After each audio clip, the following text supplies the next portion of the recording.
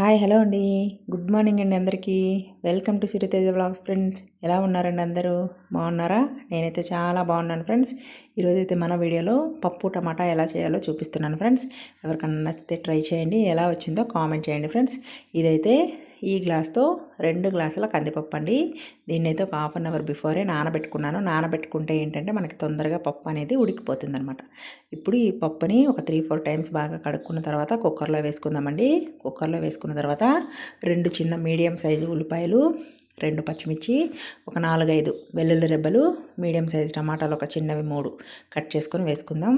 తర్వాత ఇందులో 1/2 table spoon పసుపు, 1/2 టేబుల్ స్పూన్ కారం, 1/2 టేబుల్ స్పూన్ ధనియాల పొడి, రుచికి సరిపడినంత సాల్ట్ అండి వేసుకొని బాగా కలిపేసుకుందాం.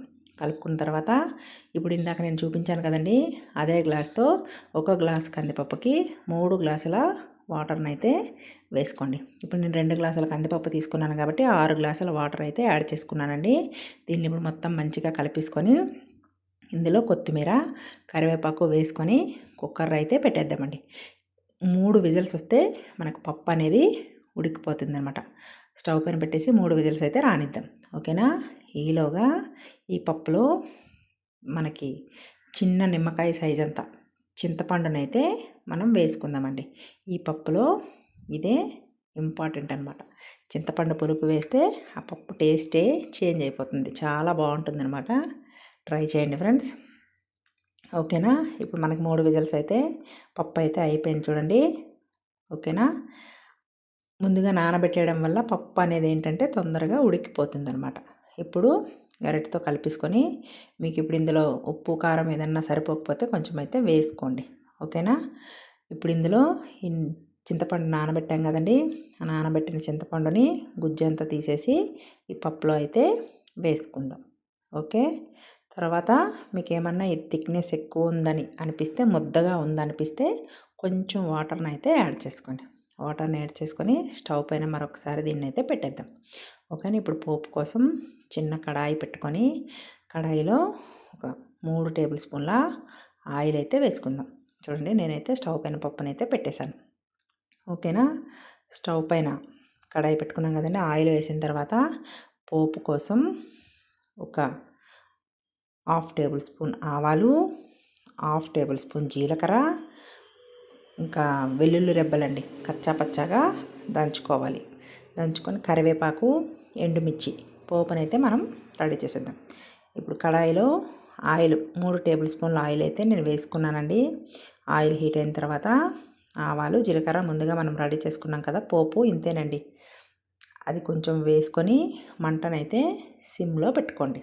కచ్చాపచ్చాగా అల్లం వెల్లుల్లి అయితే ఉండాలి. పేస్ట్లు ఏం వేయకండి.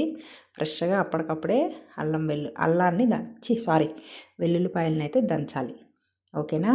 ఇప్పుడు ఎండుమిర్చి, తర్వాత కరివేపాకు వేసుకొని అయితే పోపునైతే వేయించుకుందాం. పోపు కొంచెం మనకి ఫ్రై అవ్వాలన్నమాట. పచ్చిపోపు అయితే పప్పు అనేది టేస్ట్ బాగోదు. ఓకే.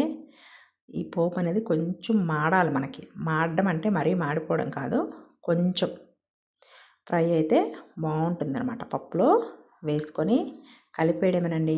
అంతే, చాలా ఈజీ అనమాట పప్పు టమాటా చేసుకోవడం. ఓకేనా? మీకు ఎవరికన్నా నచ్చితే ట్రై చేయండి ఫ్రెండ్స్. ఎలా వచ్చిందో కామెంట్ చేయండి.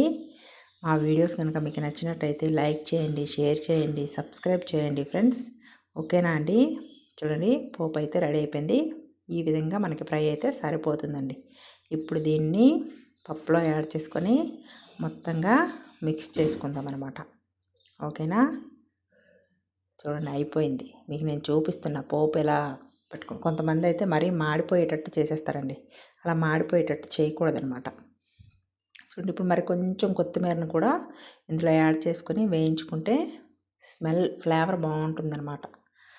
అంతే అండి, చాలా ఈజీ. ఇప్పుడు దీన్నైతే మనం పప్పులో అయితే వేసుకుంటే మనకి పప్పు టమాటా అనేది రెడీ అయిపోతుంది. ఈ పప్పు టమాటాతో పాపడాలు వేయించుకొని తింటే, ఏదన్నా ఫ్రై కర్రీ పెట్టుకుంటే పక్కన చక్కగా రైస్ అయితే తినేయచ్చు. చాలా బాగుంటుందన్నమాట. ఒకసారి ట్రై చేయండి ఫ్రెండ్స్. ఓకే అండి, బాయ్ అండి. అంతే, రెడీ అయిపోయిందండి మన పప్పు టమాటా అయితే. నేనైతే దీంతో కాంబినేషన్ ఆలు ఫ్రై చేశానండి. చాలా బాగుందనమాట.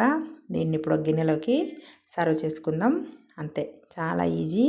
ఓకే అండి. Thank you for watching friends. Bye అండి అందరికీ.